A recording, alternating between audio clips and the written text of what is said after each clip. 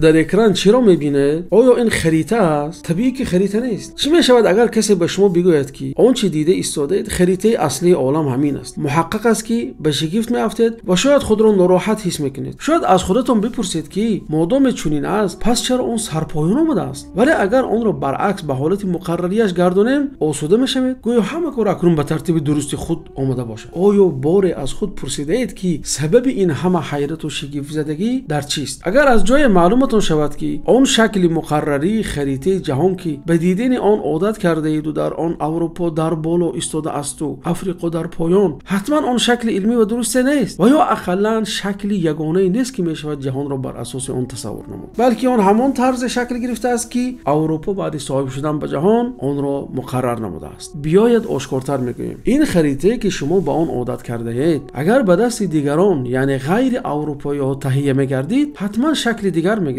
معلوم میشود که اروپا در علم و نیرو بالایی داشت و به جهان صاحب شده هر دو قطعه امریکا را استیلا نموده بود. از این برمیاد که قوت آن امت را در طرف بالایی خریطه جایگیر کرده است. برای چی باید تصور کنیم؟ واقعا چون این حالت رخ داده بود وقتی که مسلمانان سروران دنیا و ستارگان درخشان علم بودند. این خریطه که حالا شما میبینید ساخته جغرافیدان معروف مسلمان ادریسی میباشد که قبل از 9 عصر یعنی پیش از اون که اروپا درباره خریطه شناسی به شکل کنونی آگاهی پیدا نماید ترتیب داده شده است. در این خریطه یمن و پس از آن افریقا در بالاترین موقع کره زمین جایگیر شده است، در حالی که اروپا در پایانترین جای آن قرار دارد. ولی سوالی به من میآید که برای چی چنین یک توجه خاصه به خریطه؟ آیا تنها خریطه ها بودند که طبق معیارهای علمی اروپا ساخته شدند؟ آیا مسئله از این فراختر میباشد؟ حقیقت این است که تنها خریطه نیست که زیر تاثیر سلطه جهانی اروپا و غرب قرار گرفته است، بلکه بیشتری آنچه امروز در اطراف خود میبینیم از قبیل علم و افکار و ارزش‌های اخلاقی همه زیر آن تاثیر موندند. قاعده است که بر اساس آن تمدن غالب افکار و ذوق و جهانبینی مردم را میسازد. از این لحاظ هنگام برداشت و علم معرفت باید برحذر بود تا آن را چون مسلماتی که عاری از طرفگیری‌های ایدئولوژی است قبول نماییم. ترقی اروپا. قصه ترقی کردن اروپا قبل از 500 سال شروع شده است. زمانی که اروپا غبار عصرهای میانه ظلمانی را افشانیده زیر تاثیر تمدن اسلامی و علم و معرفت آن به سوی علم و تکنیک روی می‌آورد. با همین اروپا برای خود جهان نو را کشف می‌کند و یا به عباره دیگر امریکا را کشف می‌کند. جهانی را کشف می‌کند که به اروپا خیرات زیادی را از قبیل طلا و نقره و دیگر مال‌های نفیس را به وفرت می‌آورد. دکتر جورج سالیبا در کتاب خویش علم‌های اسلامی و برپا شدن احیای اروپایی چنین می‌نویسد: آن زمان در پایان عصر 15 رویداد خیلی مهم واقع شد. اساس‌های نظام جهانی را به تمام به لرزش آورد. بیشک آن کشف جهانی نو بود. این کشفیات تنها به راه‌های تجارتی اروپا و آسیا که تا این دم به سرزمین‌های اسلامی ثروت تجارتی را می‌کشید ضربه زد، بلکه مواد اولیه نوی را به کشورهای اروپایی آورد. بعد از آن که این مواد در کشورهای اسلامی تقریبا پره به انجام رسیده بود، اروپا با شرافت این کشفیات با مال و ثروت مالامال گردید که به یاری آن عالمان خود را تامین می‌کرد و مرکزهای علمی و دانشگاه‌ها تأسیس می‌داد تا علم بیشتر پدید آورد. چنانچه سالیبا ادعا می‌کند بیشتر پیشرفت علمی و مهمترین آن که در اروپا در عصرهای 16 و 17 رخ داده است ثمره این دوره حاصلخیز میباشد که به شکل بی‌واسطه از کشف جهان نو آب می‌خورد. این ثروت و مال به پیشرفت بیشتر علمی و پیشرفت علمی باشد در نوبت خود به یافتن ثروت بیشتر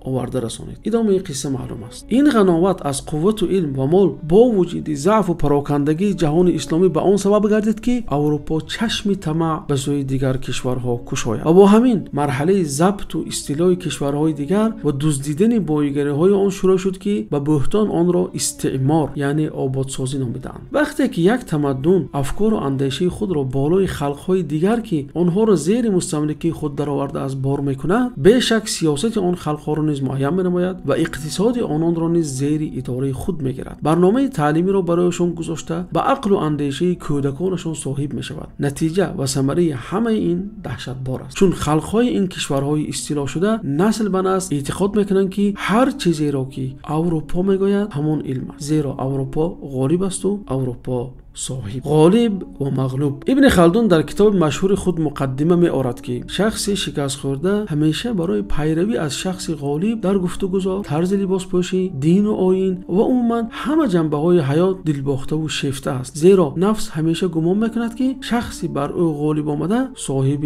کمال میباشد. اگر با اون خریطه‌ای که در اول کلام درباره‌اش گفتیم باری دیگر برگشته نظر کنیم، میبینیم که از مابین اون خط گذشته است که اون را خط گرینویچ مینامند. وقتی برای معلومات درباره این خط به گوگل مراجعه میکنیم، به طور مرموز اون را چنین تعریف میکند: خط گرینویچ خطی دراز است که از مابین کره زمین میگذرد و درجه آن به صفر برابر میباشد. ولی در اصل خط گرینویچ یک خط خیالی و بافته است که نه از مابین کره زمین بلکه از مابین یکی از گوشه‌های شهر لندن که گرینویچ نام دارد میگذرد. مادام چنین است، برای چی آن این حد شایع شد و همه جا به طور رسمی مقرر کرد؟ چون که دولتی که آن را اختیار نموده و بالای همه بر کرده است بریتانیای کبیر بود که در عصرهای 18 همچون ایمپریای شناخته میشد که آفتابش غروب نمیکند، زیرا در همه اکناف جهان مستملکه خود را داشت. این یک نمونه دیگری است به آن که چگونه مرکز بودن غرب و به همه چیز صاحب بودن آن به عقل و اندیشه ها تاثیر میگذارد. آنچه به نظر حقیقت جغرافی مینماید در اصل یک اختیار سیاسی میباشد که ابرقدرت ها در جهان آن روزه تنفیذ نمودند. در مکتب ها تعلیم میدهند که خط گرینویچ خط دراز است که در مابین زمین جایگیر شده است، ولی بریتانیا در مابین زمین واقع نشده است که همینطور هر خط دیگری میتواند خط مابین کره زمین گردد اگر در پس آن ایمپری نیرومند و تمدن صاحب سلطه ایستاده باشد و آن را به تمام جهان بار کند. همین گونه سخنها را میتوان درباره واسکو دا گاما و بارتولمئ دیاس نیز گفت. طبق آموخته‌های ما در خردسالی، این دو مرد اولین کسانی بودند که در قرن 15 میلادی دماغه امید نیک در آفریقا را کشف نمودند، ولی در اصل اینها آن منطقه را برای اسپانیا و بعداً به تمام اروپا کشف نمودند، زیرا عرب‌ها و آفریقایی‌ها آن جای را می‌دانستند و اما همینطور به آن احتیاج نداشتند، زیرا آنها می‌توانستند به هند و چین با راه نزدیکتر و آسان‌تر برسند. ولی شخصی صاحب سلطه فرهنگ خود را با زوری به دیگران بار می‌کند و فهمیش و اندیشه‌رانی خلق‌های دیگر را اداره می‌نماید. علاوه بر این، چنانچه ابن خلدون می‌گوید، شخصی شکست خورده به پیروی از شخص غالب دلباخته و شیفته است. همین طور فرهنگ غالب را از خود می‌کند و زشت و نیک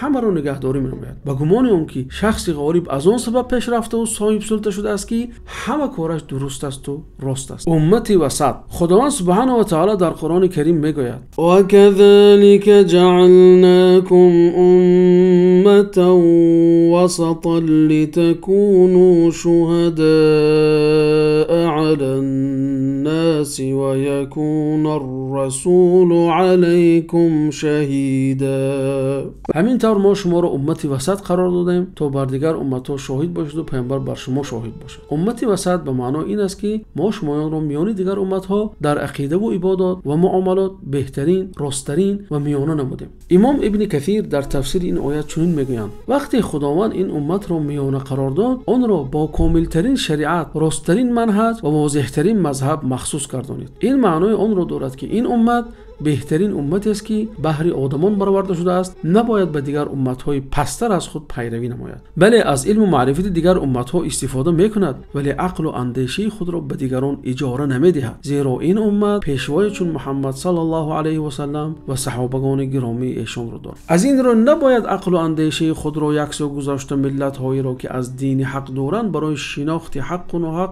همچون معیار قرار بدهند. مرکزیت غرب که امروز جهان از آن رنج می‌بیند، نه تنها جهان بینی و علم و معرفت خود را به دیگران بار میکند، بلکه به تمام جهان ارزش ها و معیارهای واژگونه خود را گذراندنی میباشد. از اینجاست که هر گاهی که جهان غرب نگاه خود را پیرامون مسئله اخلاق دیگرگون نماید، دیگر خلق ها از آن پیروی میکنند. سبب یگانه این امر در آن است که انسان غربی خود را مرکز میداند که جهان در گرد او در گردش است. مثلا 100 سال پیش اوریان بودن در اروپا پستی اخلاق را افاده میکرد، حالا باشد آن آزاده شده است و دلپسند هم هست. بالاتر از این، زن به متاع تبدیل یافته است، از جسد او برای جلب بیشتری مشتریان در اعلان‌ها استفاده می‌کنند. چند ده سال پیشتر همجنسگرایی در اروپا جنایت به شما می‌رفت که مرتکب آن طبق قانون جزا داده می‌شد. امروز باشد آن به حق مبدل شده است که دولت‌های اروپایی از آن مردنوار دفاع می‌کنند و کسانی را به آن مخالفان مورد محاسبه قرار میدهند. یک تمدن با چنین وضع چگونه میتواند نمونه عبرت و سرمشق حیات بوده باشد؟ آخر آن روز به روز به باطلاق اخلاقی غوطه خوردن دارد کو؟